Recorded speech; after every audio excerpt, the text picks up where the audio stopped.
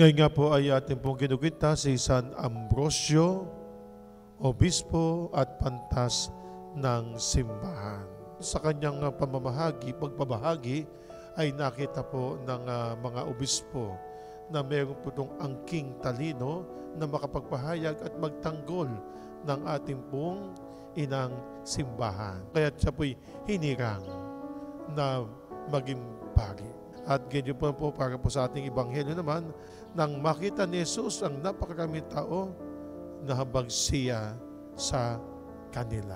Kaya nga po, ang mga alagad niya, tulad po ni San Ambrosio, ay nagkaroon sila ng pagkakataon na makibahagi at tumawag ng mga naliligaw ng landas.